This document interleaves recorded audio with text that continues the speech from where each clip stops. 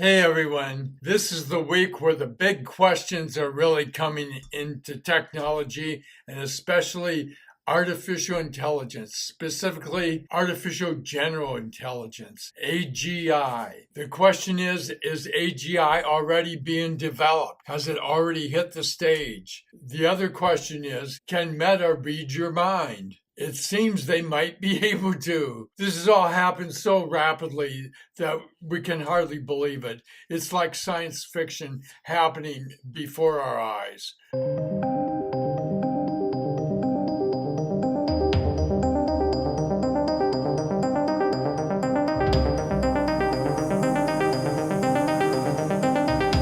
The players in this story are OpenAI, its CEO, Sam Altman, and Microsoft, which owns a part of OpenAI. It was thought that OpenAI stumbled on artificial general intelligence, and they were so concerned about what they had discovered. At least several staff members in OpenAI were so concerned at this discovery that they wrote the board of OpenAI that wrote that this was a threat to humanity, that this artificial general intelligence, which can act on its own, could actually threaten humanity. And the board, they fired Sam Altman, and they never really gave a specific reason other than they didn't like the vibe they were getting from Sam Altman. Some think it's because they did not think he was taking security concerns into account enough, that he wasn't concerned about the potential danger of artificial intelligence. This went on to the point where it was unknown whether Sam Altman was going to join Microsoft. And it was thought that 90% of the people that worked with him at OpenAI would move to Microsoft if he went to Microsoft. And Microsoft would be overjoyed to have him on their staff, I'm sure. But what happened is the outcry was so loud from stockholders that eventually the board was fired and they reinstated Sam Altman as CEO. Sam Altman himself has hinted that they are on to AGI at times, but then he's retracted it at other times. So it's thought that they already either have it internally and probably are well on the path to achieving it. It's probably a couple months away. And this was something that was thought to be, 5 to 10 years away. It's a big deal. One of OpenAI's projects is called Q-Star, otherwise known as Qualia. This works on language models,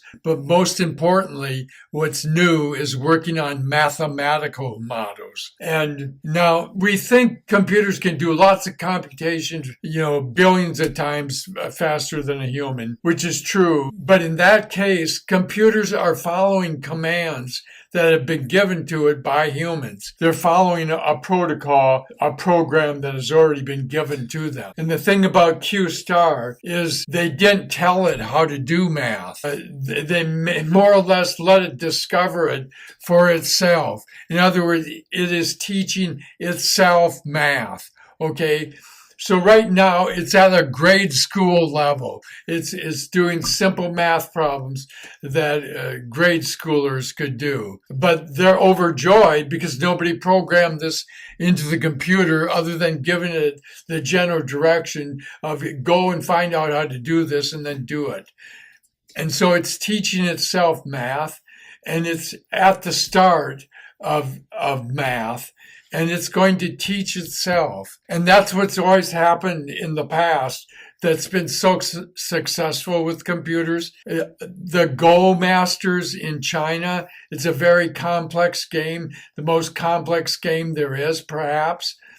And computers can beat the Go masters. But they did not get good at playing Go by playing the expert Go masters.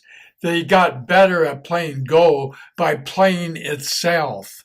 Okay, that's how superior they eventually get to be, that they surpass the masters, and really the only fit opponent for it is itself.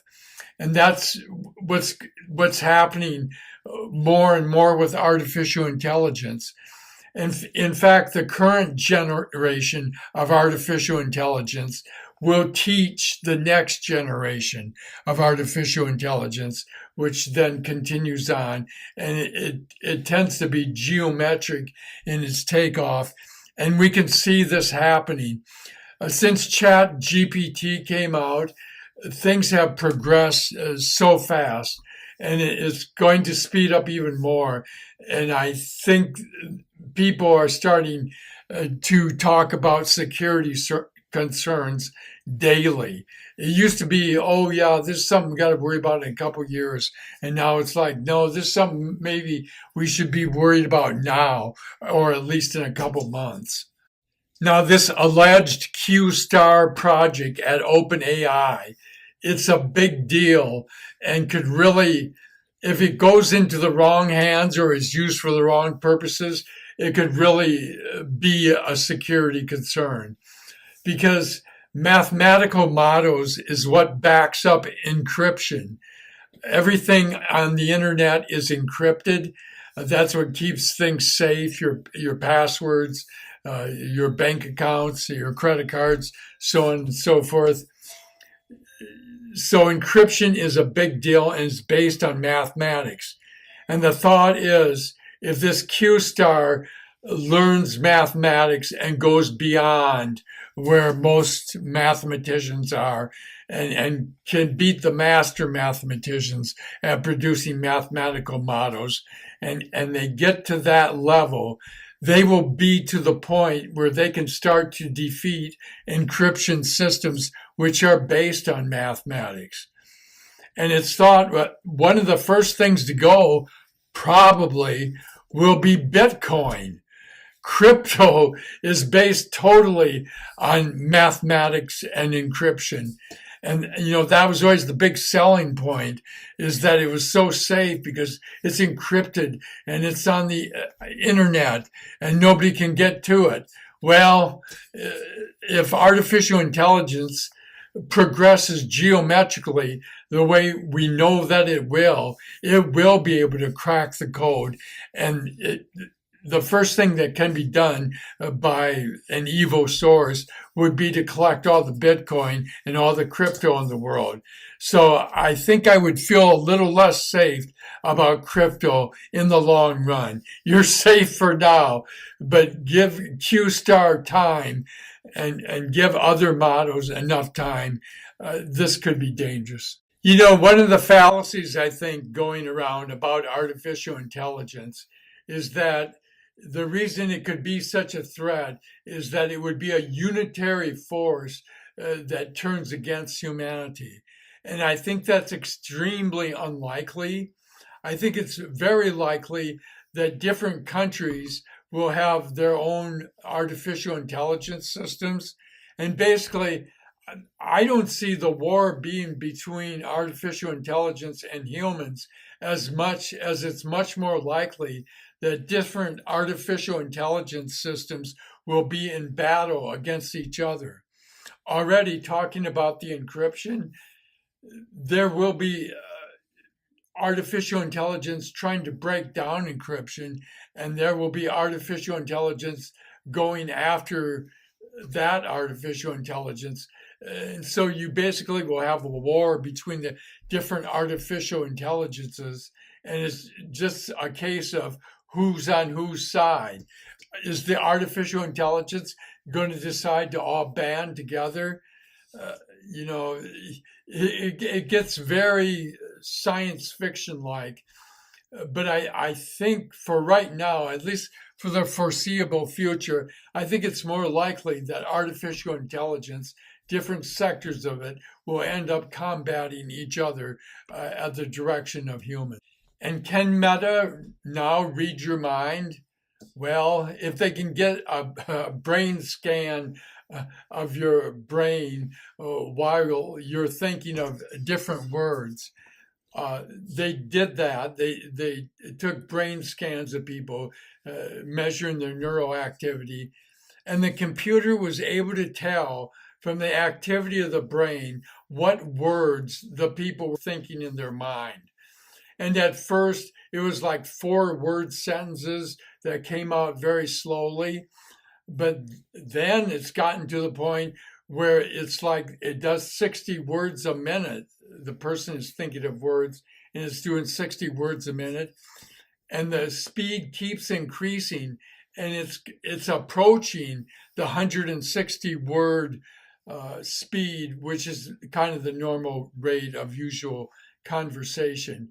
And it's doing it without too many errors. Now, it needs to be improved, of course, and it will be improved. It's always improving itself.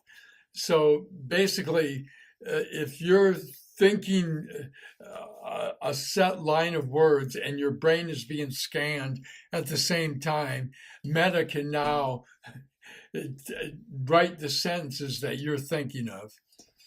And they've also done this with images. They show pictures to people and then have the computer figure out what image is the person looking at. And the resemblance to the image that's being viewed that the computer produces is stunning. Microsoft and Meta are major members, of course, of the QQQ, the 100 largest companies on the NASDAQ. And my favorite thing to trade in the world is the triple Qs.